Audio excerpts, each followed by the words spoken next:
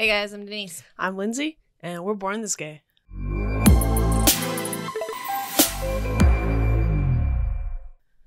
Welcome. Welcome to our podcast.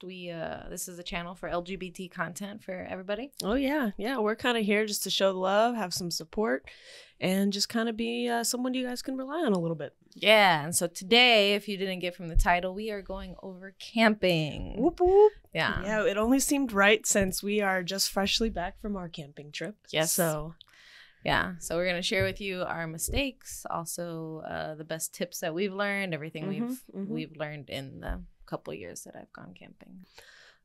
Let's do a little bit of a quick catch up though. Like we just said, we did just get back from Colorado. So Yep. And so I wanted to give a big shout out to you guys. Thank you. We got our first 1,000 views. Hey-o, whoop whoop. Yeah, we definitely had to celebrate that a little bit. That was pretty cool. We were actually in the mountains out of service. So we had posted that right before we lost service. And we came back to service and had 1,000 views. So, yeah, that was really nice. Yeah, it's a huge milestone for us, guys. We really appreciate y'all. So obviously you guys like your college episode, which I did not expect to go well. I thought it was just gonna be like an average, just one of our, every episode's kind of out there. Yeah. Funny, the video we probably had the least experience in. I think it's the ones we fumble through that everyone seems to like. Do you guys like watching us trip up over ourselves? Because it's kind of difficult on this end. But... you have no idea what you're talking about. Yeah. But yes, thank you. But yeah, we just came back from camping. It was a good time in Colorado. Oh yeah, it was my first time, and gosh, I have so many mixed feelings about being back. Like I needed to come back. I missed my babies at home, my dogs and my cats, and just a mattress in general and running water. But something about being up in those mountains and not having cell service and just kind of ignoring the world for a while. No, it's hard crazy to go back to work.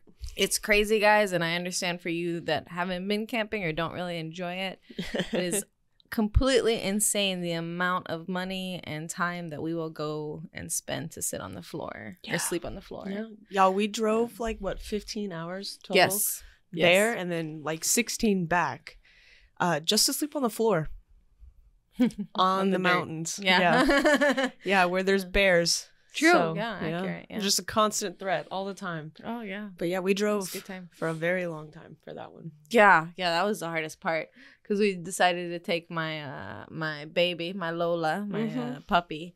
Well, not puppy. She's 7. So, but yeah, she does not do well in cars. She's a very anxious I don't know what dog does well in cars for anything more than 6 hours. True. Yeah, it was a fight. It was a struggle, guys. She's a heavy mouth breather. Heavy. Breather. That's true. Yeah, she pants a lot. Yeah. So yeah, if you guys have any advice for me, for any of my lesbian dog owners who like to travel on how you got your dog comfortable in a vehicle, I am all ears. Yeah, that was probably the hardest part of the trip is just taking her up and down, and also having to fit 4 women's luggage into my little SUV. I mean, some went outside. Most of it was outside the little SUV. Yeah, that's true. Yeah. Yeah, your wife's dad really came through with that little hitch. But then Denise here had to do some handyman work on it. Yes. So we were drilling holes into metal at 11 p.m. That's the only time we had. Yeah. That's what we needed to do. I'm sure her neighbors are huge fans of us right now. Yeah. It was very noisy. That was y'all came with the drilling. Before that, we were using the saw. I believe it. So I mean, it was definitely an experience. I feel like every camping trip we've been on though has been an experience. That's true. There's always something that happens. Oh, and that's the best part about camping. It's a dice roll every time. You can prepare as much as you want. You can prepare to the T, and something will throw a curveball at you. Yeah, I think maybe that's why I like it so much. It's always a challenge. It's always very rewarding. Whatever you're doing, even if you're just doing a hike, getting to the peak or whatever it is. Camping's my jam. And I know a lot of lesbians love to camp, so yeah, so we thought this was just perfect time to do this episode. It is getting to the fall season too, and down here in the South, the fall is when we camp. So. Yeah. So when was your first time camping? Oh man, I grew up camping actually, but my family camped in a camper, so I didn't really start the tent camping until after high school. After high school. Yeah. Okay. So, I mean, but all right. So you were an adult. You weren't a kid. No, I was at least 18. Okay. Was it with family? No, it was friends. My mom, I love you so much, Mom, but she's not the person to sleep on the floor. No blow up mattress. No camping So bed, we had a camper with mattresses in the camper. Oh, nice. And then sheets, comforters, pillows. Okay. A whole kitchen. Like beautiful. We AC. glamped growing up. Okay. Yeah. So the whole ruggedness of the tent is fairly new to me. Okay, So. I can understand that. I gotta be honest. As much as I do enjoy hearing the birds and the nightlife and I don't know, the hooting of the owls and all the the sounds you get whenever you're outside and the stars. God, the stars. Oh man, I think that's definitely probably top on the list. Yes, crackling of the fire. Like Mm-hmm. as much as I love all that stuff, yeah, after like day 3 or 4, I'm just like, why am I on this floor? There's a rock. My I found back this rock. hurts. Yeah. I've moved the tent 6 times and I'm still on the same rock. Yes, that's always, and it's always gets you in that little piece in your back. It's always in the kidney for me. Fucking hate straight it. in the kidney. Mm. Yeah, my first time camping was in Arkansas with Sam. Really good time. Enjoyed it. Had the dogs there. And then after that, being outside, cooking your food over a fire, just enjoying a fire, staring at a fire for 6 hours. Yeah, it was really fun. It's more entertaining than watching TV. Like hours fly by. Yes, Crazy. accurate. Yeah. So since then, guys, we've made a lot of mistakes. Mm-hmm. We've made a lot of mistakes Yeah. together. Yeah. Plenty. Yeah. Yeah, me and Lindsay have gone officially on 4 camping trips together. 5-ish. All right, We went so to Lloyd a couple of times. Okay, yeah. Yeah. So, I mean, Yeah, but like serious camping trips 3. Okay, cool. Yeah, the ones that like we went Struggled. out of town and shit. Yeah. All right, so that being said, we are actually going to go over a couple of the biggest mistakes that we made in our first couple times camping, and even ones that we've made recently, like on our very last week camping trip. Some of these mistakes I make all the time, All the guys. time, yeah. Almost every time. Yeah. It's So bad. y'all take our advice and listen to it because we don't, so maybe someone will. But yeah, here's a couple of things to maybe you guys want to watch out for. So I think one of the biggest mistakes we've both made, especially on the camping trips together, is not doing research, guys, before going to the area. Yeah, man, I've been stupid. Yeah. In all fairness, one of our biggest mistakes as far as a camping trip goes, where it was very primitive, was we got a just out of the blue, the owner of our restaurant came up and was like, "Hey guys, you have 10 days off." Yeah, which he never did that. We worked there like off and on for about 4 years. Yeah. Never closed the restaurant down for nothing. Yep. And 2020 was the year because I don't know, maybe if COVID had anything And it was to do cold, with it. so and we were gonna be busy anyways. So he just decided to close us down. So we decided that the only Logical thing yes, to do. yes, because of course it's camping. Yeah. So you're still social distancing. You're not around people, Exactly. right? And guys, you have to realize we're in Texas. So if you don't know about Texas too much, it's hot. Still, yeah. 11 months out of the year. Yes. So the 1 month that it's not hot, well, 2, it's pretty cold in January too. But the end of December going into January, it's pretty chilly in Texas. Yeah. So it's the Most of the best time. time to go camping. Yes. Because try camping when it's triple digits outside. No, Mm-mm. I've It's done that absolutely, before. Yeah. It sucks. Miserable. So we got the days after Christmas off leading up to New Year's. So we were like, yes, let's go camping. Like she said, still social distancing because of the pandemic. Yes. So, But obviously, being the pandemic, what did everybody want to do? They wanted to go camping because it's one of the few things you can do. You can go on vacation where you can still social distance. You can be away from people. You can still travel and it's fine. So, of course, when looking up the one Texas campsite that we've been wanting to go to forever, which is Big Bend National Park, the only national park we have here in Texas, it's 10 hours away. Yep. Yeah. Texas is huge for no reason. Wow. But unfortunately, it was all booked. So we got the state park, which was right next door, Big Bend State Park, and we got their only campsite open, which should have been a sign. Yeah. Yeah, the only campsite they had available. There is a reason for that. We found out about 15 hours into our drive. Yeah. Yeah, and we get there. I think we're making great time because I mean it really only took, without the stops, really only took us like 7 hours to get there. Yeah. So I was like, wow, I don't know where these 10 hours came from. We're at this entrance, right? But we didn't look at any reviews. We didn't do any research whatsoever on the area. We booked the site and that was it. We got the address. We're set. Let's go. Mm-hmm. And we didn't realize that from the entrance of the park to our campsite was going to be a 3-hour trip. Yeah.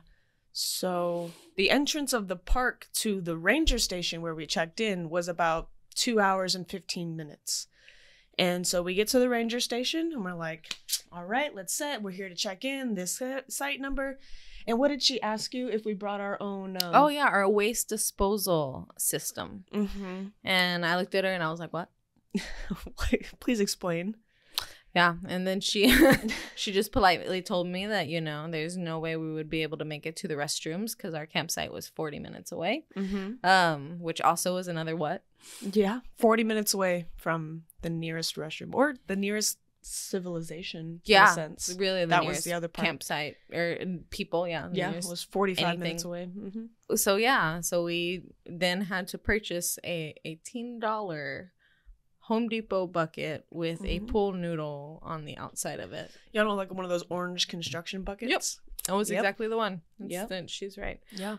So that was our toilet for the next 4 days. Yeah. With a pool noodle on it. And then you had a seat, you had a cushion. Yes. So we got really close that trip. Yeah. So research, guys, because we did not know that we would have to use the restroom in a bucket in the desert. Yeah. No, my first camping trip also, again, is my first camping trip. I didn't know what to expect there. It didn't cross my mind that you can lose cell service. Yeah. I'm from the city, guys. For those of you, like, I'm a city girl, complete from DFW, from Dallas. I have self-service wherever I go. Mm-hmm. So going somewhere where we didn't have self-service for like the last hour of going into this part of Arkansas. And so we lost our map because we stopped, we pulled over, we got gas, we went to the restroom. I took off the Google Maps and everything. So I took that off. Yeah, it's gone. It's gone. Yes. So I also learned, the maps, you got to research the maps. You got to make sure that you know the area, at least. Maybe just the direction, so north, south, so you can tell people kind of, or the park that you're going to be just at. The name of it. Yeah. Anything. So research important. Yeah. I'm just realizing we didn't put this mistake on here, but I think it's a big one. A mistake that we make every single time camping. Oh, no. Y'all, make it before sundown. Oh, yeah. To your campsite. I'm cursed. It is ridiculously hard to set up your tent in the dark, and you will inevitably sleep on rocks because you can't see them. Yeah, I was about to say you can't clear your campsite. You can't plan it really either. Nope. You'll be sleeping on a slope because you can't see how the ground's moving. Mm-hmm. Yeah, the bugs are out, so like you got to close the tent up real quick. It's just, starting a fire in the dark too. Yeah, that's also, or cooking in the dark. Finding anything. It's really dark out in the woods or really wherever you're camping. I mean, your only light is coming from the moon and the stars. So it's pretty dark out there. Yeah. You definitely need. That brings us to the next mistake, is not having the right gear. Mm-hmm. I've done campsites. I learned, early on how important lights and lanterns and flashlights and all that stuff is. And I also learned how important it is to have like some type of fire. You can make your own fire, do fine, but to have some type of fire starter, especially if it's gonna rain. Yes, because you cannot light wet wood. Yes, that's another mistake we've made, is not prepping for any weather. Yeah, guys. Like we said, you're more than likely gonna lose service when you're going into a lot of these campsites. So in the weeks leading up to it, just look at the weather. You know, it's going to change often. It is. Right before you lose cell service, pull up the weather again and check the weather for all the days that you're going to be there. If there's even a slightest chance of rain on one of those days, make sure you have the proper gear to prepare yourself for that. Because a rain day can ruin or make your camping trip, honestly. That's true. Yeah, no, I mean, I've gone to plenty of camping trips where it rained, it sucked, but some of those are my best memories because we either made this badass fort, or there was some really funny memories of someone like getting slapped in the face with a tarp or something, you know, just something. Yeah, good, that sounds about right. Dealing with it, but yeah. So correct gear and then preparing for the weather. Yeah, and not just rain too. I mean, I've made mistakes where, being from Texas, actually Big Bend was one of them. Oh, yeah. Where it was hot during the day because it's Texas, and even though it's December, it was actually the day after Christmas. It was the day after Christmas. We were still in 60s, 70s. Yeah, with the sun beating down on you, we were sweating. Yeah, like easy. We were in tank tops and shorts. Yeah, it was hot. Yeah, very hot. And then at night, the desert dropped. It was in the 20s at night. It snowed on our way out. Yeah, we like drove out in the middle of a blizzard in Texas. Yeah, had no idea. We were not prepared. No, we also didn't check the weather. Yes. Yeah, there was no cell service by the time we got there. Yeah, but also we didn't no kind of prep whatsoever for Big Bend. Prep, guys, prep. Yeah, that's the biggest one. We've also, Lindsay was telling me earlier, and I've done it too, is you don't collect firewood before it gets dark. Yes, guys. One of the biggest mistakes I've ever made camping is not preparing firewood before the sun went down. I had some left over from the day, a couple logs here and there. I thought I'd be good. You don't realize how fast the wood burns, especially when the temperature drops and you're just trying to keep warm. So the fire's burning extra hot, making the wood burn extra fast. So you go through it real fast and didn't have enough wood. So I froze. How big was the stack that you collected? Or it was I didn't collect any. It was firewood that I bought. And so I didn't want to have to go out to the store again before bed. I was like, I'll just go tomorrow. Yeah, so it was just ones that I bought. Which granted, those burned for a minute. But like I said, you get transfixed on the fire, and before you know it, it's been 2 hours, and you're still sitting there. And it gets real cold if you don't have a fire going. Also, your source of light, possibly your cooking source as well. So, yeah. But yeah, definitely not collecting firewood before the sun went down. Your basics, right? Yeah. And then the last mistake that we've made plenty of times. Yep. Way too many times. Is not respecting either the rules of the park or the state, but also the rules of just nature. Nature in general. Yeah. Yeah. Yeah, Lindsay and I have made some stupid mistakes. Yeah, but it's part of living. That's true. And that's another reason we get to sit here and tell you guys our stories. We're alive. Don't do it. Don't do it. Yeah, we're telling y'all now. You stay on those trails. Yes, they make the trails for a reason, guys. Don't be like us and end up at an almost vertical cliff face. Yes. Just because you wanted to walk around the corner and see what was over there. Yeah, and you wanted to get away from the people. There's a reason there's trails, guys. There is a reason there's trails, yes. And also, like we say, that's the rules of the park, but also respecting the nature, too. Like, if we're walking around, we could, be destroying natural marks and wearing down the rocks and, we'd be in places where humans just aren't supposed to be. Yeah, no, true. I mean, most of these places that you're visiting, they're some type of state park. There's some type of wildlife preserve, or maybe they can even be a private park.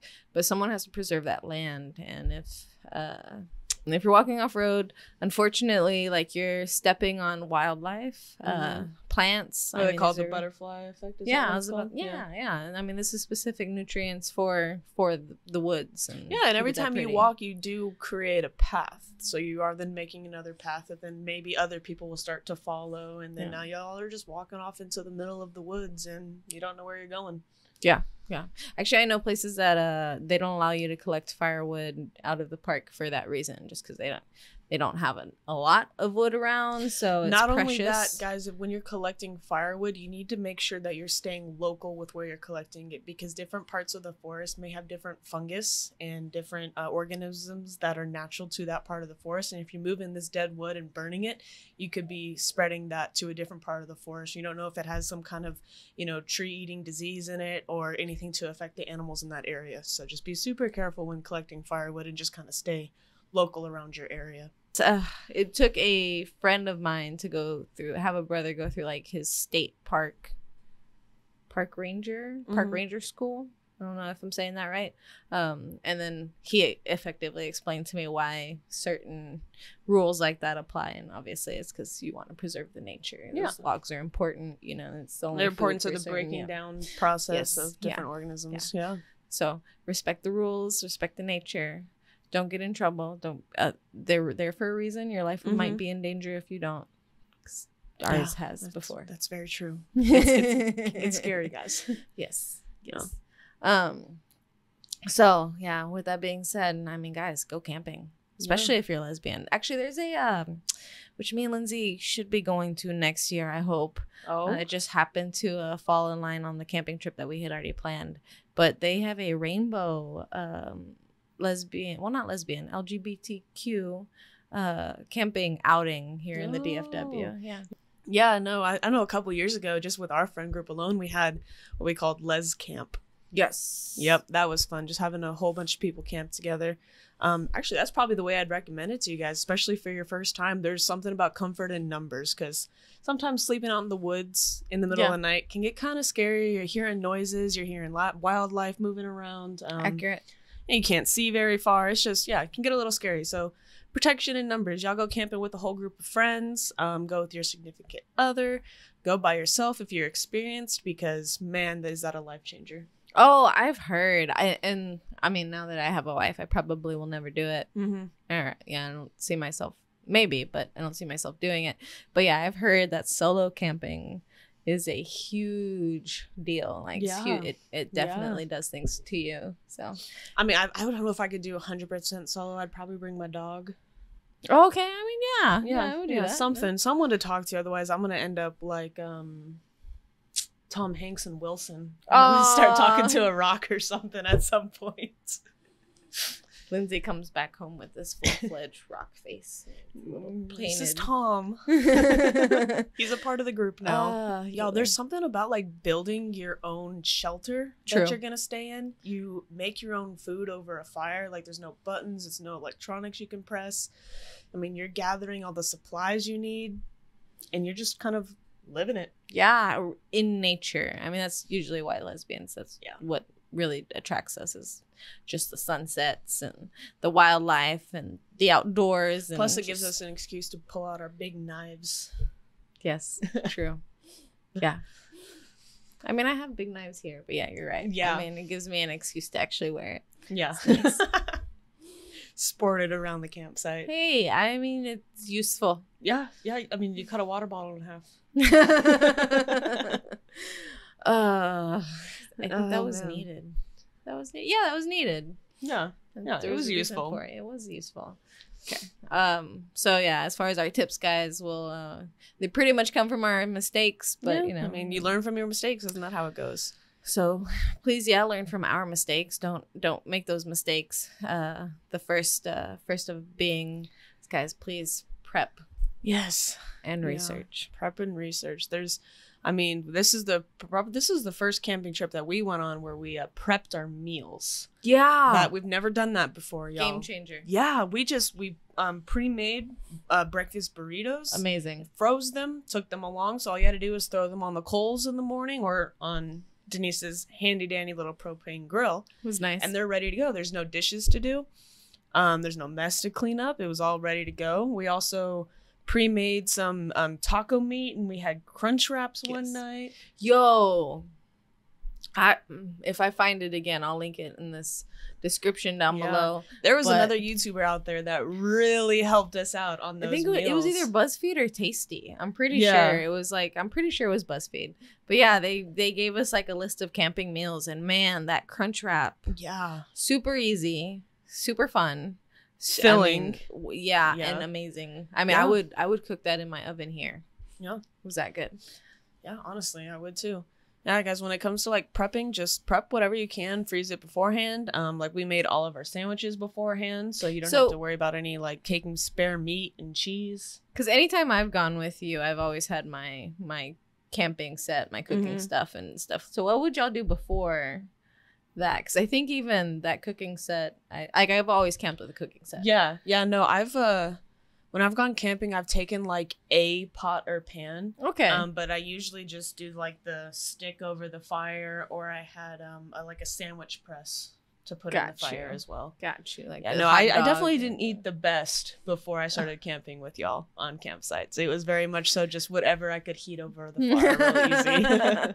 What's the easiest that I can still do from my chair? Yep. Got you. Hot dogs. Understood. Hey, hell yeah. Hot dogs. And we brought a little pot for some chili, so we made chili hot dogs. Oh, that sounds pretty good. Yeah, it was good when it was cold. Except for having to clean out the chili Clean out pot. the chili. Yeah, guys, that's another tip. We didn't throw that on here. Minimize your dish use. True. Especially if you're staying somewhere where wildlife is very prominent, like us staying up in Colorado. We heavily had to clean things after use. Yep. And put all the food and anything that we used for food in the car. True. When we were ready to go to bed or anytime we left the campsite, really. You can't leave food out or any smell of food because you will attract wildlife, and some of it is not friendly. Wildlife. Yeah. No, I mean, there's no reason why you need to have bears around your campsite, or why you need to have coyotes, hyenas, anything like that around your campsite. So definitely food goes in the car, unless you're somewhere like where it doesn't matter, like some local city park. Yeah. If you're just because we have a couple of close parks nearby where, I mean, the worst thing you're going to run into is a chipmunk. So true. Iceland too, guys. If you're in Iceland, you probably don't have to deal with predators, so lucky you. It is also smart to lock up your food though, because even those little like rodents can get annoying because they'll break into your containers, they'll contaminate your food, raccoons, they'll eat your food. Yeah. And then they'll be back the next night too, because they know they can find food there, so you won't sleep. Yeah, that's another. Don't feed the wildlife. Don't feed the wildlife. They're not there to be your friend. They just want food. We stupidly know this rule, but for some reason, the first morning we still stupidly fed a bee. Well, it was really amusing. I've never seen a bee eat a potato. Like they have these little chompers on their chompers, like almost like fangs kind of deal on their mouths. Like pincers. The pincers, there you go. Yeah, and it literally just sawed it. It just sawed off a little piece of this potato, and we just watched it, just ever so amused. Every morning for the next 4 days, we had like 3 or 4 bees around our table eating breakfast with us.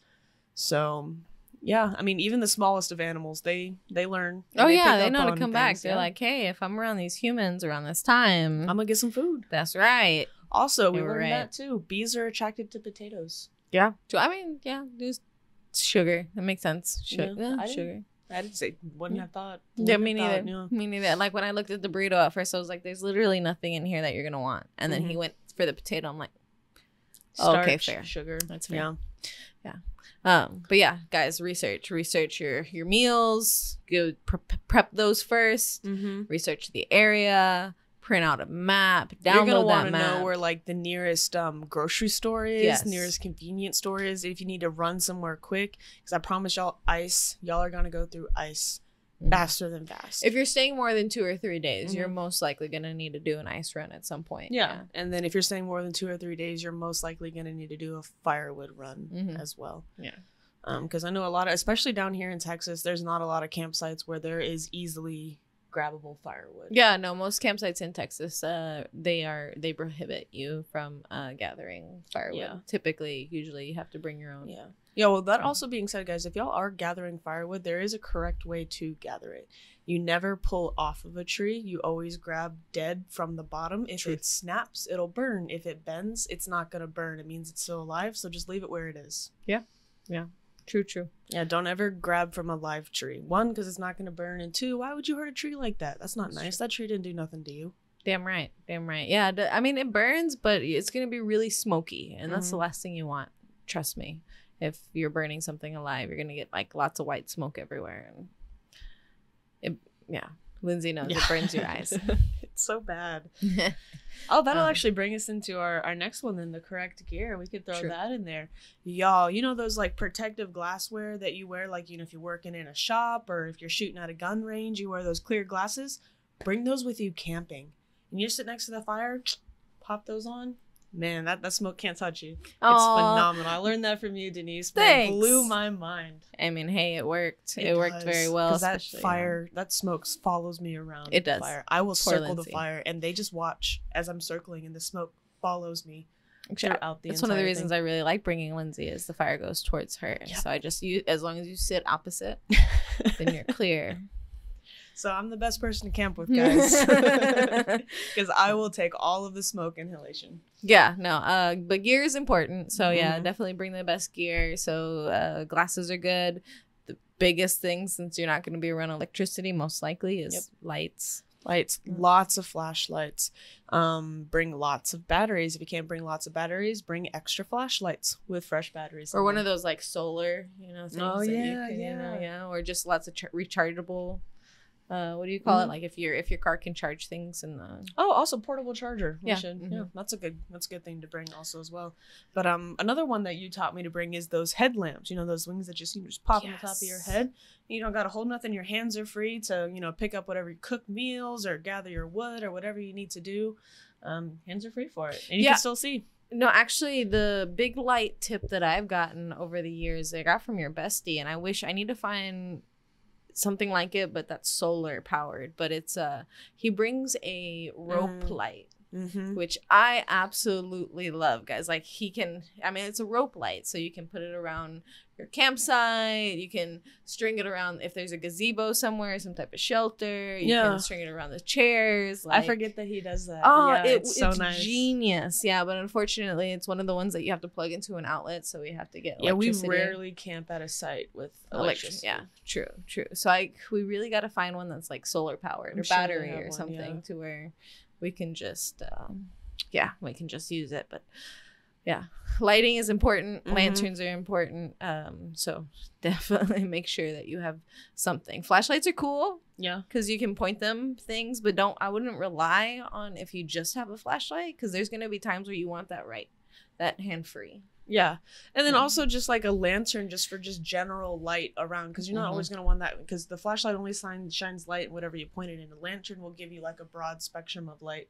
It's where you guys can just sit around the fire and still, be able to see behind you or around you or whatever. Hell yeah. Yeah. I'd say probably after lights would be if you're tent camping, how you're sleeping.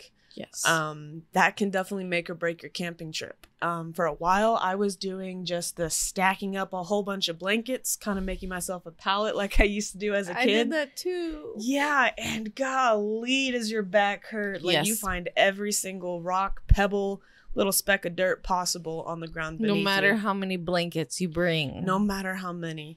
And you're still cold, because there's something about that air just comes up through the bottom of the tent. But probably one of the best purchases I've made for camping recently has been a sleeping pad. Hey. It's smaller than an air mattress. It's a little bit more durable than an air mattress. And I know a lot of air mattresses either require batteries or electricities to power them up.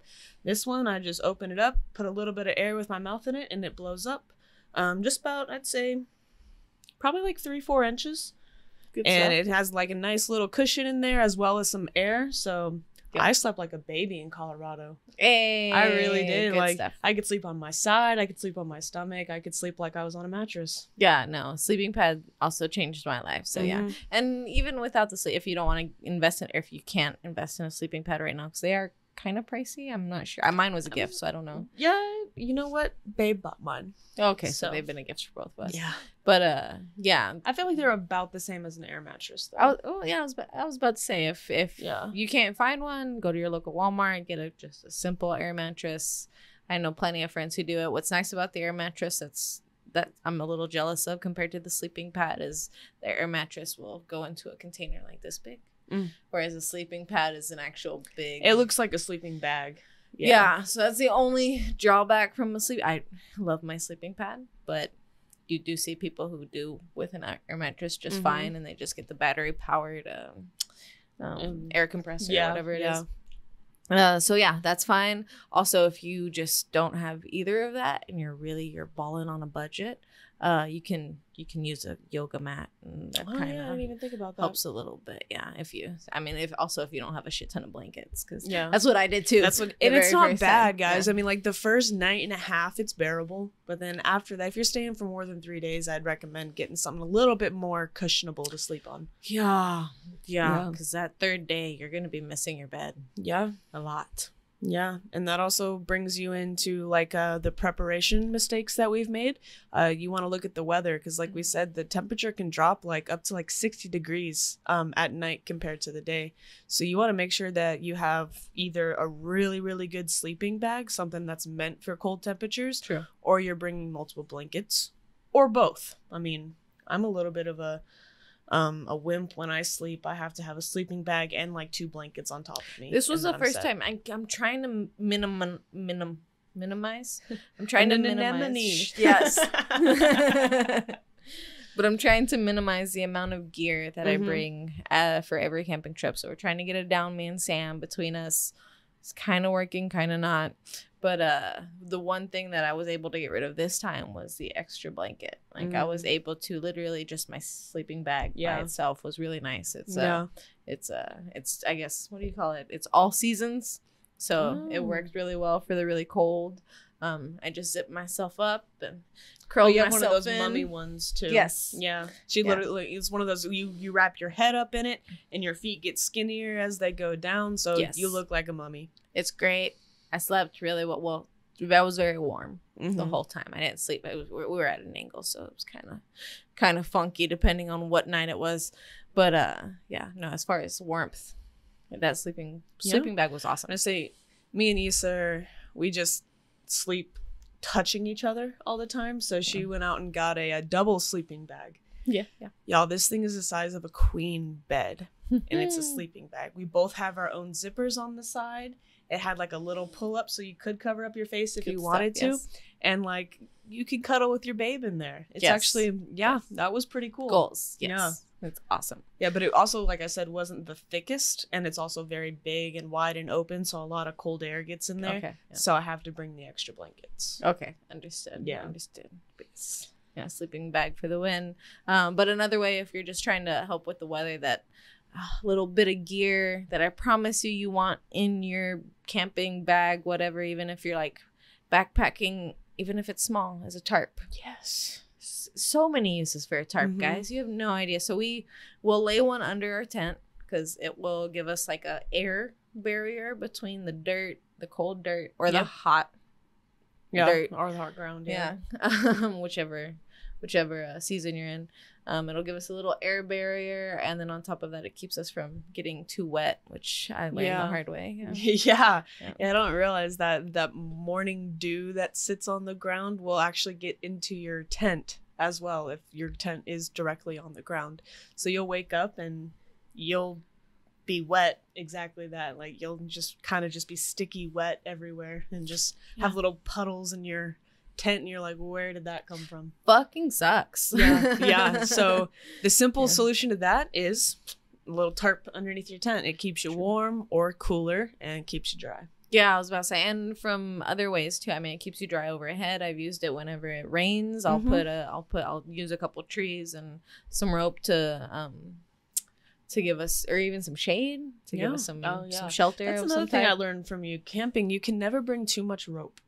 Yeah. No, rope's important. And you never want to, if you can help it, you never want to cut that rope. Yeah. But we've had to cut rope before. I have lots of little strands of rope now that just keep. But just in case you ever need them. Yeah. But tarps are multi-use. You're gonna want them. They blanket. I've used them as to wrap, or when we were in a windstorm, to wrap around our tent, so our tent didn't get like a pummel. Basically. Also, if it's raining, you want to cover up your firewood, because like we said, if that firewood gets wet, it's going to be really hard and smoky to burn. So you just kind of cover up your firewood real quick, get it off the ground, cover it on the top, kind of sandwich it in there, and you're set. Tarps are gold, guys. And then I guess one of the most important gears that you need to bring just to even a hike, I would recommend a hike if you're a climber, if you're just anywhere overall athletic, is a first aid kit. I would agree to that. Guys, you have no idea, like just even a little cut can get dirt in it and can get infected, and now your pointer finger hurts to touch anything, and that makes gathering firewood harder, and it's just inconvenience. But if you had a first aid kit, a little Neosporin and a Band-Aid, that's not even a problem. No, the Band-Aids and first aid kit is very useful. Also, I've done like most first first aid kits come with like some type of pills. Mm-hmm. So if you get an allergic reaction, Right. or you have maybe some bug spray. I've also seen the bug wipes. Yeah, I've seen some have emergency blankets in them. Yeah. Actually, I have a couple of those. Yeah, and you get some that also have fishing hooks and fishing True. Yes. lines. I couldn't think of that word either. Yeah. So I mean, there's different kinds of first aid kits you can buy. Honestly, like you do what you think you need. If you're a little more accident prone, like I'd say I am myself, I get the little bit more heavy duty ones. But it's always better to have something and not need it than need it and not have it. Yeah, Lindsay gets injured more than most of us. We combined. don't talk about it. My mom used to tell me growing up, "Gosh, it's a good thing I didn't name you Grace." Great. Oh, nice. Yeah, I'm not beautiful. graceful. Yeah, beautiful. But yeah, actually, that was a huge segment of gear that you should bring, guys. That was just like an overall tip too of bring the correct gear. I guess we just gave a good amount of examples. But yeah, so tip number 3 after that, especially for us women who love women, or anyone who loves women, or anyone who is a woman. I guess that goes both ways. But anyway. So everyone. Yeah, everyone. Is I would recommend it's camping, but typically you're going to be camping with your honeys or even just your close friends. And it's good to practice hygiene. I understand that you're probably somewhere that doesn't have a shower. And even if you do have a shower, you may not want to use it. Yeah, true. Same thing with the restroom. Outhouses are not for everybody. I think I prefer the bucket. Honestly, I think I prefer the bucket. Yeah. Well, at least our outhouse, this past one, it had a window. So there was light that could get into it. And a little bit of a breeze. Oh, I've been in outhouses where it's literally just a dark, like there's no light, there's no toilet paper, there's no nothing. It's just like a hole in the ground. Bad. Yeah. Bad. So yeah, no, I definitely recommend some hygiene. Your best friend also goes with the gear. Is going to be a good just stack of baby wipes. Oh yeah, get yourself like that double pack. They sell them in twin packs. Yes. So it's the perfect one right there. I know some people, or not some people, I've seen hacks on the internet where like some people will shave their bars of soap, so they have bars of soap, shavings for their hands. Put them in a little Ziploc bag. Yes. Or if you have a shower, then it's really nice. We've camped plenty of places where there was a shower, and taking that shower after a long hike right before you go and sit by the fire. There's something about it. Or even the next morning after you've sat by a fire for hours and you just feel like you have soot on you. Oh, yeah. Taking a shower after then. Yeah. Yes. Yeah, it's just something about it. But like we said, not every campsite has a shower. So baby wipes come in handy all around. Just go in your tent real quick and give yourself a little baby wipe bath. Yeah, true. And you'll feel a lot better too. Use it to wipe off your face every now and then. It just kind of is refreshing, Yep. And then, hand sanitizer. Yes. Was the other one. Yeah. Yes. Something to quick wash your hands. You're going to be dealing with food. You are making your own food and you are touching God knows what out there. Just everything and anything imaginable. And gross. You're dirty on top of it. Yes. So just a little bit of hand sanitizer on the hands to make sure you don't get sick from what you're eating. Because that's another unfortunate thing to happen. Yeah, even with hand sanitizer, just touching like the ash or the burnt wood, or even just wood in general. Yeah, just my hands are always so gross by the time I get home. I don't even have nails, and my nails were black. Oh, it sounds about right. Yeah.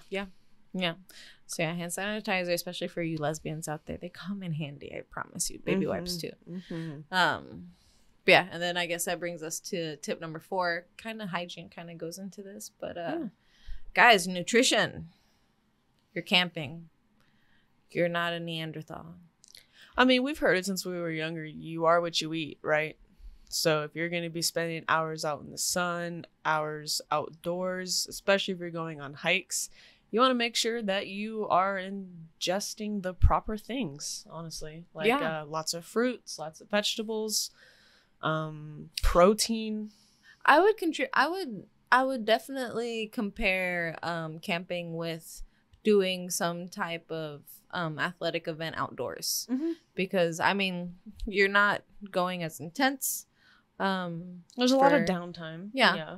But there are times where, I mean, you're either collecting firewood, or you're cracking, branches, or you're just baking in the hot sun, or maybe you're doing something fun that does take a lot of energy, like swimming, hiking. Yeah, hiking. So there's plenty of times where you're burning calories, you're sweating, you're losing electrolytes. So you need to treat your body well. Otherwise, you're not gonna feel good. You're not gonna enjoy the camping trip. No, the next day you're gonna wake up. Maybe even that same day, you'll have a headache. Your muscles will be sore. Because remember, you're sleeping on the floor, so True. if you're losing all your electrolytes and all your hydration, and then you go and sleep on some rocks afterwards, you're gonna wake up with the worst back pain, the worst shoulder pain. You're gonna have a kink in your neck. No, treat your body well during a camping trip. It'll make life just 100 times easier. If you prepare, if you bring the appropriate amount of protein and the appropriate amount of carbs and electrolytes and B12 and vitamins and all those good things that go into fruits and veggies. Yeah, we've made the mistake before where because you're camping, you're on vacation, right? So you're relaxing, right? So let me crap all these beers, and let me bring a bottle of tequila. Let me finish half that bottle of tequila in a night, as well as like 3/4 of a bottle of vodka. Yeah, let me not eat anything that night because I don't feel very good. And after we've gone on some type of walk, and then you wake up the next day and you spend the entire day in a hammock sleeping because you can't function. Physical toll on your body, it really does. Yeah. Yeah, we spent our entire last day in Colorado sleeping in hammocks because we partied. Yeah, it was a good party though. It was. We had a blast. A great party. Yeah, no regrets. But we slept till dinner the next day. Yeah, so we had to scramble and get firewood, figure out water situation, figure out food, which no one wanted to cook. No, and we all just didn't feel good. You're just ruined. So take care of your body. Yeah. Especially if you're going to be doing any type of outdoor activities, you definitely want to make sure that you have energy for the next couple of days. Yeah. Because don't think about right now. Think about tomorrow. Yes. How are you going to feel tomorrow? You're not hungry right now? Well, you're going to feel like absolute crap tomorrow. So just go ahead and eat something. What's your favorite camping fruit? I'd say probably oranges. Nice. Yeah, there's something about oranges, in a campsite that just tastes so good. It's probably the vitamin C, honestly. I could see that. And they're really the smell is really potent. So like as soon as you break open into orange, it like you're about to eat an orange. Yeah. I really like it. Also, and they quench thirst as well while you're eating them too. So true. I love watermelon. I love oranges, but watermelon when you're hot, you're camping, just biting into a fresh watermelon where it's just explodes in your mouth like a gusher. Oof, guys. Yeah, no, I can't stand any kind of melons. Honestly, not a fan. But that also being said, we had a mistake with that of one of our camping trips. Actually, Big Bend, I think it was. We went hiking with no snacks. With a couple of water bottles each, like maybe 2 water bottles each, and we went on like a 4-hour long hike. Yeah. While you're hiking, you're getting baked in the sun. Yes. You are burning a ton of calories and just going through all of your electrolytes. So, like, on the way there to the peak, we drank all the water. And we were so hungry by the time we got back and so thirsty that we collapsed when we got to the car. Yeah. And almost made us sick how hungry we were. True. Yeah, like, just there's no reason to put yourself through it. So, I mean, you're bringing backpacks. You should be bringing a backpack if you're going or hiking. Throw a sandwich, throw an orange in there, throw a banana, just throw something, a protein bar. Yes, just something to eat when you get to the peak or on your way back jerky. down. Beef jerky is a good one. Yo, beef jerky is my hiking go-to because easy, quick protein, just snack. You can chew on it for a little while. It's good. Yeah. So, but yeah, with that being, I mean, that leads back to our last tip, guys, is if you're doing anything outdoors, your best friend is water. Yeah. If you're drinking, your best friend is water. If you're sitting in the sun, your best friend's water. Yeah. There's a theme here, guys. Drink water. Yeah. My mom used to tell me growing up, water fixes everything. I tell her, I have a headache. Drink some water. Water fixes everything. I'm tired. Drink some water. Water fixes everything. I would be annoyed at that response though. Yeah. After a little while. Yeah, but I learned that water fixes majority of my problems. Yeah, true. Actually, they even say if you're hungry, usually drink some water. Most of the time you're thirsty. Yeah, that's actually that's probably the number one diet tip I've gotten is to drink tons of water because it helps hold back hunger and it also speeds up your metabolism the more hydrated you are. Drink water. Yeah, drink water. That's it. That's tip number 5. Yeah, because there's been plenty of times where I've ran out of water. Like she said at the hike, that was unfortunate. Or maybe another thing that's happened before is and I'll still drink it too, but your water either gets contaminated. Oh yeah. Or it maybe it gets, because we're in the Texas sun, maybe it gets scalding hot. So you don't want to drink it because it like we're talking like hot, like this burns hot. Your mouth hot. And it's water. Oh yes. Or we haven't saved our water. We've and we actually did it this camping trip, which I know better. Is we didn't save the water to put the fire out, so we were actually using drinking water to put the fire out, which is something we typically never have done. No. Yeah. No, water is important. You plan your water. Yeah, and actually something I recommend to the hikers out there is get yourself one of those camelbacks, those backpacks that hold water in them, and you just got the little hose that you drink out of. Hell yeah, no, I have a Camelback. I use that thing hiking. I use that thing at Pride. Yeah. I use that thing whenever we're going on some type of music festival. Yeah. Like that. Yeah, you bring it anywhere. And like they got ones that hold, 2.5 liters, 5 liters. I'm sure they hold more than 5 liters. Some of them can. So pro tip for those of you out there living in like a really hot area is you take your Camelback like pack, you fill it halfway. And freeze it. And then you freeze it. Yo, I didn't even think of that. And you freeze it. And then whenever you're ready to go wherever, you fill the rest of it. I mean, if you're gonna be somewhere long, then I would freeze the longer you're gonna be out, the longer you freeze it. Yeah, or the more water you put and more you freeze, sense, right? Because it'll melt. Exactly. But yeah, you right before you go out, you fill the rest of it with water, so that water starts to melt the ice. And then you have cold water for a really long time. Well, also, I don't know if you know this, cold water makes you dehydrated faster. Oh, yeah. So, it feels so good. It does. It tastes amazing, but maybe some lukewarm water might be a little bit better for those hikes. But yeah. So water is your best friend. And also in general, in your cooler, if you are an ice person, what I like to do is I take a couple of water bottles, I'll freeze them in my freezer, and I'll use that as ice. Yeah, it's one of my favorite ways. Do that. Yeah, that's nice. It saves room. So you're packing water bottles, and you're also keeping your food cold. Yes. So freeze your bottles, and then use those as your ice in your cooler for your drive. Yeah, I didn't even. Yeah, I forget that you do that. That's really innovative. That's nice. Another tip I forgot about.